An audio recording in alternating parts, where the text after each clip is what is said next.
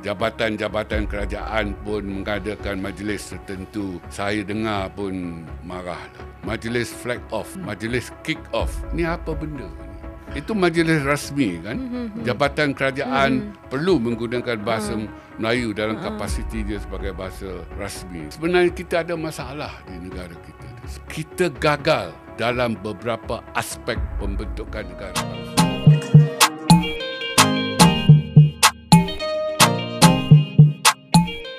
Assalamualaikum warahmatullahi wabarakatuh. Jumpa lagi bersama channel Tialo TV. Oke teman-teman semuanya yang sudah mensubscribe channel ini, kami ucapkan banyak terima kasih. Dan yang belum mensubscribe, kami mintakan untuk mensubscribe karena berbagi itu indah. Dan silakan berkomentar dengan komentar yang sopan. Dan jangan lupa di share dan di like. Oke teman-teman semuanya, kita akan mereaksi satu video yang menarik tentang bahasa Malaysia yang saat ini sudah sangat memprihatinkan. Oke, kami juga ikut prihatin. Oke, lewat video reaction ini kita akan mereaction video melalui TV Prativi dan kita akan sama-sama saksikan. Dan jangan lupa di subscribe teman-teman semuanya, atau diikuti ataupun di share dan di like. Oke, silakan berkomentar di channel TV Prativi langsung, dan linknya kami lampirkan di deskripsi. Oke teman-teman semuanya, tanpa menunggu lama kita akan saksikan video yang akan kita reaction kali ini. Ini dia videonya, kita saksikan. Oke. 95% anak Cina pada hari ini ke sekolah Cina.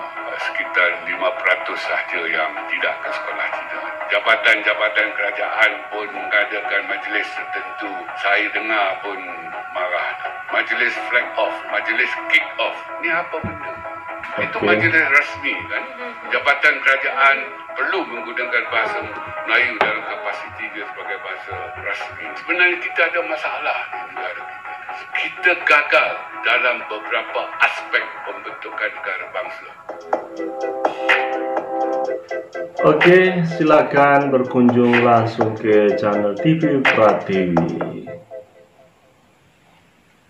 Bila kita sebut berkenaan dengan bahasa Melayu ni, kita lihat bahasa Melayu sangat cukup cantik, cukup indah.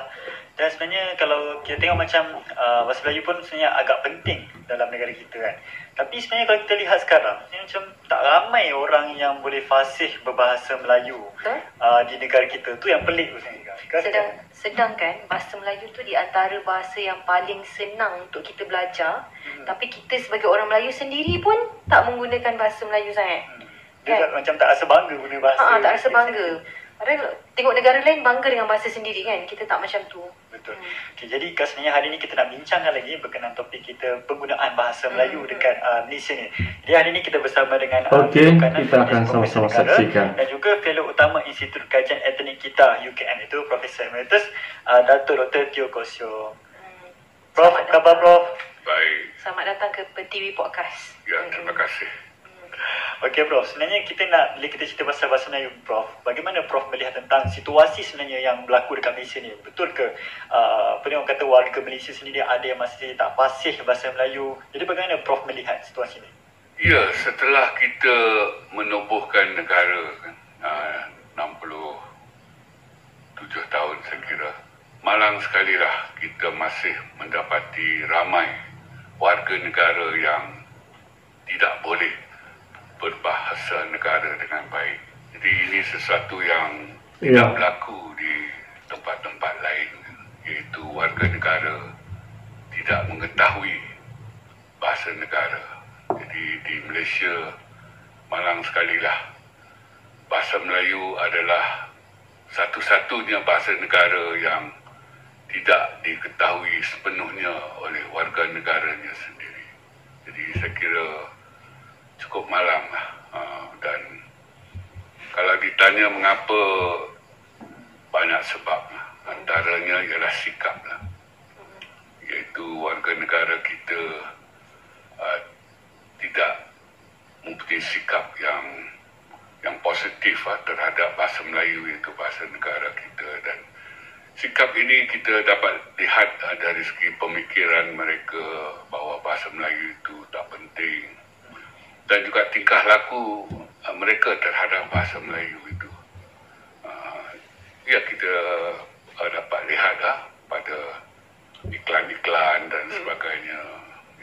Betul memang. Saya kira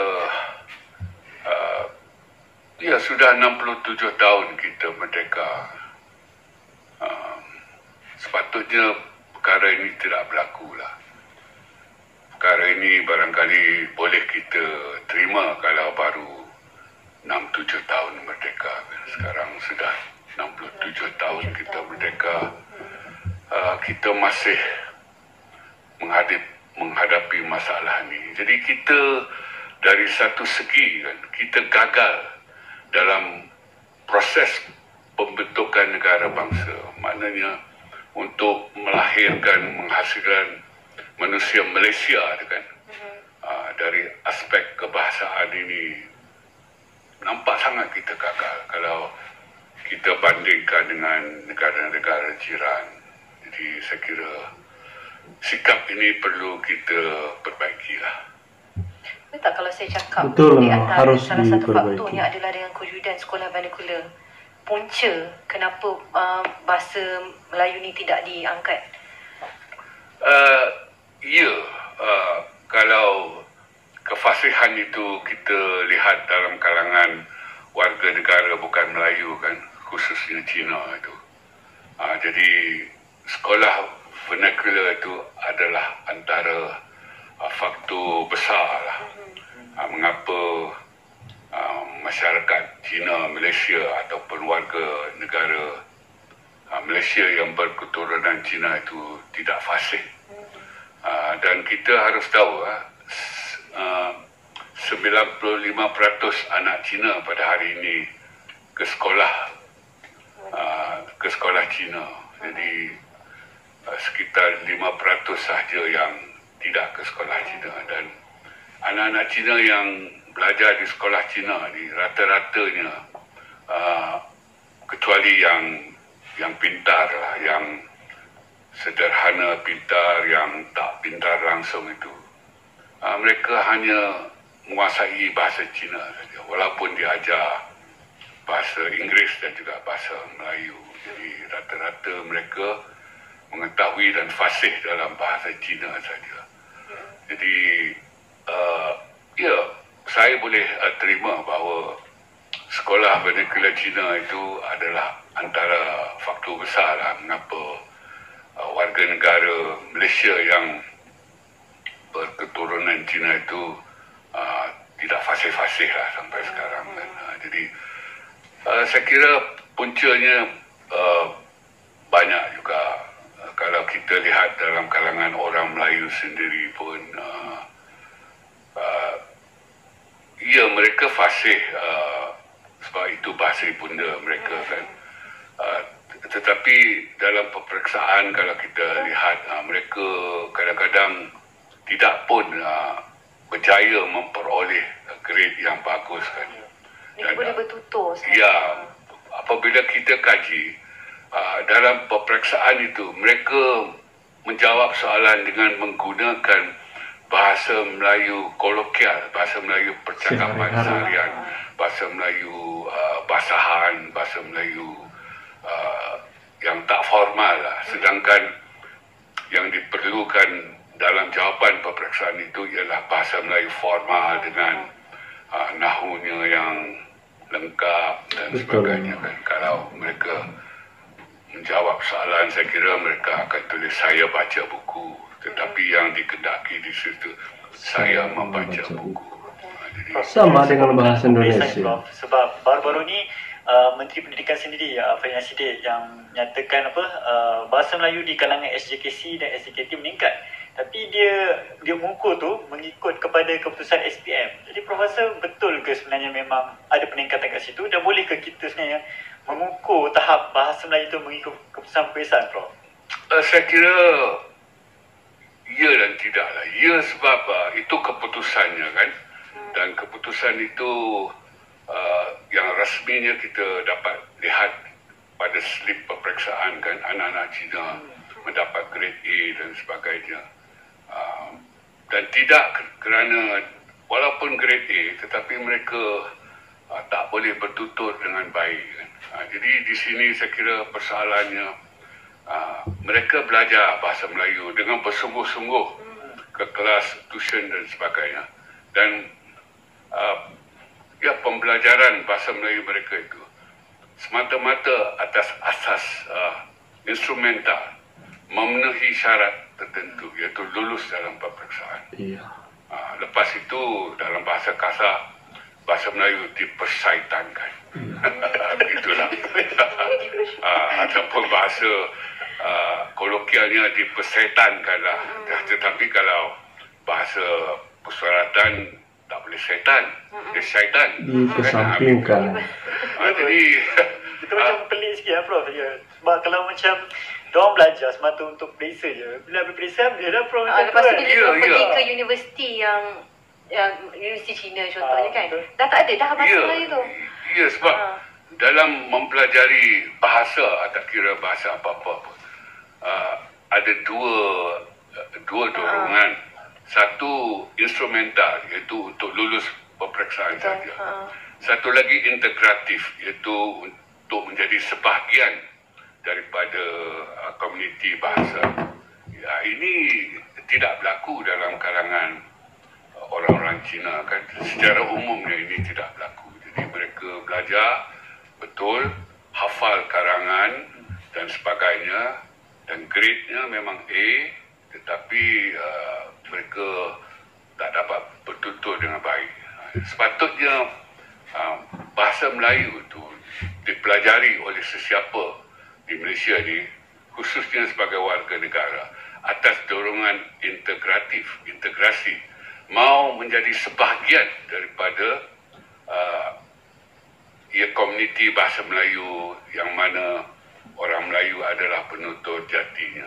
Jadi itu yang sepatutnya. Kalau itu yang berlaku, maka kita dapat lihat anak-anak Cina di sekolah takkan bercakap dengan guru Melayu, "Cikgu, semalam saya lihat kamu di Tesco." Kan? Ya, perkataan kamu di situ.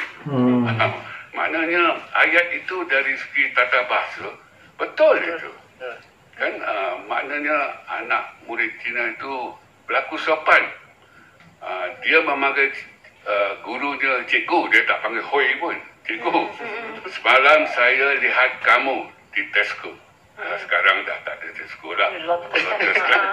Jadi tata bahasa betul, budi bahasa tidak ada. Jadi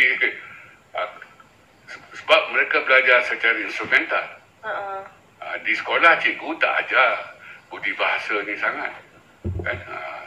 Khususnya bahasa Melayu untuk kata ganti orang kedua dalam bahasa Melayu standard.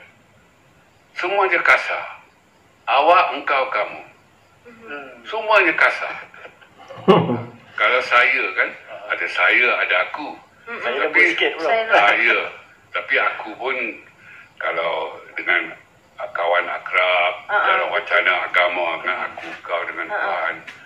Jadi untuk bahasa Melayu standard ini, untuk kata ganti orang kedua tu, semuanya kasar-kasar. Awak, engkau, kamu. Dan kita cuba cari sesuatu yang lembut sedikit, iaitu anda. Tapi anda pun tak dapat diterima. Tak digunakan juga. Kalaulah anak Cina itu bercakap dengan guru, "Cikgu, semalam saya lihat anda di Lotus," pun tak kena juga. Jadi saya kira sudah sampai waktunya lah kita melihat balik iaitu pendidikan bahasa Melayu ini kan. Jangan kita tekan sangat kepada tata bahasa ni. Kita imbangilah dengan budi bahasa ni kan. Dengan kesopanan dan sebagainya. Betul. Dan kadang-kadang kita pun dapat lihat kan orang bukan Melayu bercakap dengan orang Melayu, khususnya jiran kan. Jiran India katalah memberitahu jiran Melayu, "Anak awak jahat." Betulkah air muka? Betul. Kanak-kanak Melayu itu sebab jahat ini maknanya cukup berat. Patutnya nakal kan. Betul. Jadi itu hal-hal budi bahasa. Kalau kita belajar bahasa Melayu atas dorongan integratif, maka kita akan belajar semua ini yang budi bahasa. Dan kalau kita lihat penggunaan bahasa tu penting juga, Prof. Kan? Ya. Macam tadi sepatutnya guna perkataan nakal, tapi dia guna perkataan jahat, boleh menimbulkan pergaduhan tu. Ya.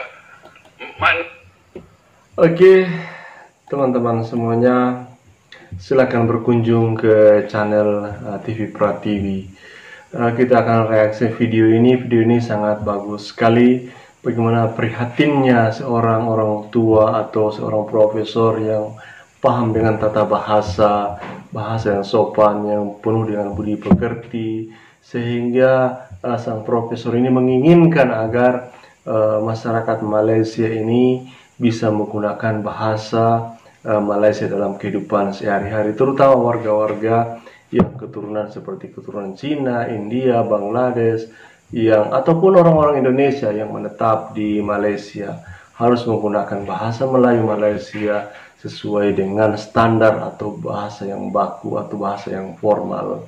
Seperti halnya di Indonesia, teman-teman semuanya, kita orang-orang Indonesia apabila bertemu, walaupun kita ini dengan berbagai macam suku, ras, bahasa, dan logat yang berbeda, tetapi kita tetap menggunakan bahasa satu, yaitu bahasa Indonesia yang disempurnakan sesuai dengan KBBI. Oke, teman-teman semuanya, saran saya untuk saudara-saudara kami di Malaysia, gunakanlah bahasa Melayu Malaysia sesuai dengan bahasa formal. Bahkan kalau bisa orang-orang China ini harus menggunakan bahasa Malaysia atau bahasa Melayu Malaysia dalam kehidupan sehari-hari, bukan hanya untuk mendapatkan suatu semacam persyaratan untuk kelulusan dan sebagainya, tetapi gunakanlah bahasa Malaysia atau bahasa Melayu Malaysia di negara Malaysia, karena sesuai dengan pepatah, di mana tanah dipijak maka di situ langit dijunjung. Oke, teman-teman semuanya, itu reaksi video kali ini, semoga ini bermanfaat, dan jika ada kekeliruan silahkan dikoreksi, tentu dengan sopan santun. Oke, tak ada rasis di channel ini. Oke, terima kasih teman-teman semuanya, semoga ini menjadi pencerahan buat kita, dan saya akhiri, wassalamualaikum warahmatullahi wabarakatuh, sampai jumpa di video selanjutnya.